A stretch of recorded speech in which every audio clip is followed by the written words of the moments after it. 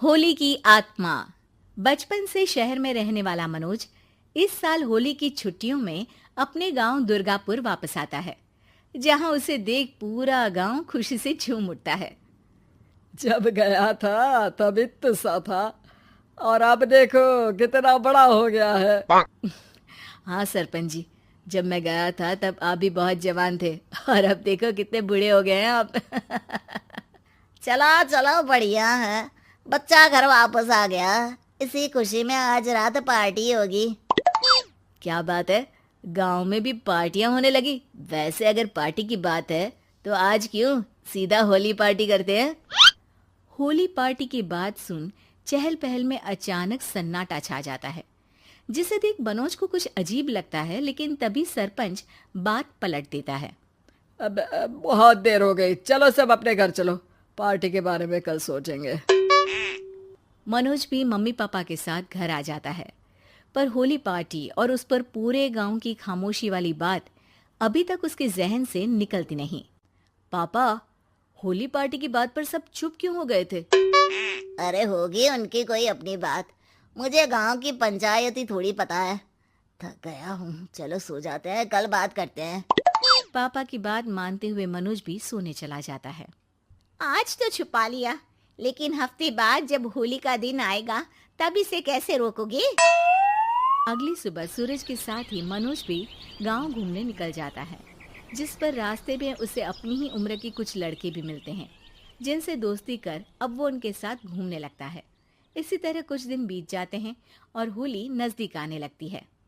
दोस्तों, होली में 4 दिन ही बचे हैं, पर गांव में उसकी कोई तैयारियां क्यों नहीं दिख रही? क्योंकि यहाँ होली नहीं मनाई जाती। अरे पर ऐसा क्यों? वो राजा भूषण। अरे तुम 4 दिन के लिए आए हो, क्या इतना सोच रहे हो? चलो कुछ खाने चलते हैं। इसी के साथ एक बार फिर होली की बात को टलते हुए देख मनोज को शक होने लगता है। वो घर पहुंचते ही इंटरनेट पर अपने गांव और राजा भूषण के बारे में जानकारी निकालने लगता है। क्या? मुझे आज तक ये नहीं पता था। ऐसा कैसे? किसी ने मुझे कुछ बताया क्यों नहीं? सारी जानकारी लेने के बाद मनोज गांव वालों या अपने मम्मी पापा से कुछ पूछे बिना खुद ही उसकी सच्चाई के बारे में छानबीन करने लगता है, जिसके चलते वो राजा भूषण की हवेली में पहुंचता है। वाह, क्या हवेली है यार। पर क्या यहाँ सच में कोई भूत है? हेलो भूत जी, कोई है क्या? हम इस साल गांव में होली सेलिब्रेट कर रहे हैं, क्या आप उस पर थोड़ा इंटरव्यू देंगे? मनोज के ऐसा बोलते ही गांव में तूफान उठ जाता है और हवेली में रखी सारी चीजें हिलने लगती है। एक अदृश्य शक्ति मनोज को धक्का देकर हवेली से बाहर निकाल दरवाजा बंद कर लेती है। ये सब देख मनोज हैरान रह जाता है। क्या अभी मुझे हवा ने धक्का देकर बाहर निकाल दिया?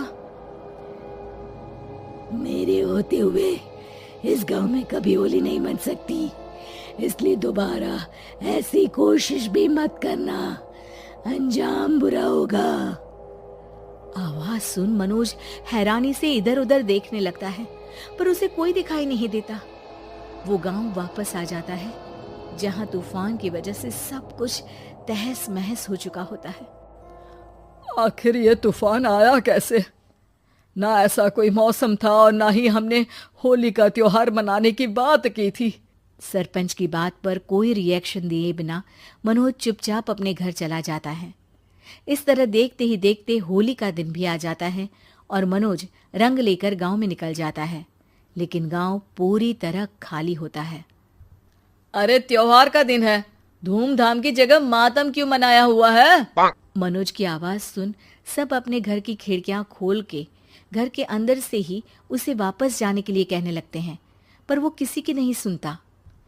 तुझे पहले भी समझाया था, अगर होली खेलने की कोशिश भी की तो अच्छा नहीं होगा। अरे बात मान लो बेटा, तुम्हें सच नहीं पता। मुझे सब पता है। सालों पहले इस राजा ने एक अंधविश्वास फैलाया और आप लोग आज तक उसे मानते आ रहे हो। अरे बेटा, जब तुम पैदा भी नहीं हुए थे उससे भी बहुत पहले से इस गांव पर होली का श्राप है। अगर गांव में होली का त्योहार मनाया जाता है तो प्रलय आना पक्की बात होती है। राजा भूषण इस सब में नहीं मानते थे और त्योहार मनाने लगे, जिसके चलते होली वाले ही दिन पहले उनके बेटे की और फिर उनकी मृत्यु हो गई। तभी से गांव की रक्षा के लिए उनकी आत्मा उस हवेली में रह रही है। सबकी बातें सुन मनोज उलझन में पड़ जाता है। सोचना भी मत मनोज, अगर तुमने इस परंपरा को तोड़ने की कोशिश भी की तो उसका परिणाम इस गांव और गांव के लोगों के लिए अच्छा नहीं होगा। मुझे भी यकीन नहीं हो रहा कि आप लोग एक बेतुकी बात को मानकर सालों से रंगों के त्योहार को मातम की तरह मनाते आ रहे हो। मनोज किसी की कोई बात ना मानते हुए पूरे गांव में रंग बिखेर देता है, जिसके तुरंत बाद वहां तूफान के साथ बिजलियां गरजने लगती है। अचानक मौसम में ऐसा बदलाव देख जहां मनोज कंफ्यूजन में आ जाता है, वहीं गांव वाले डर से सहम जाते हैं।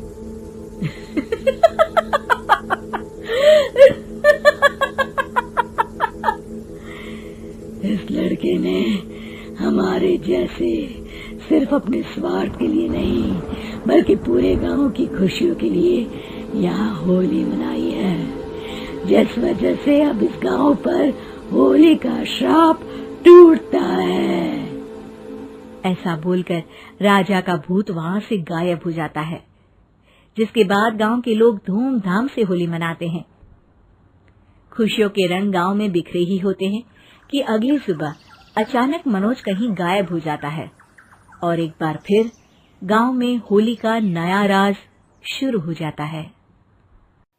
अगर वीडियो पसंद आए तो लाइक और सब्सक्राइब करना ना भूलें।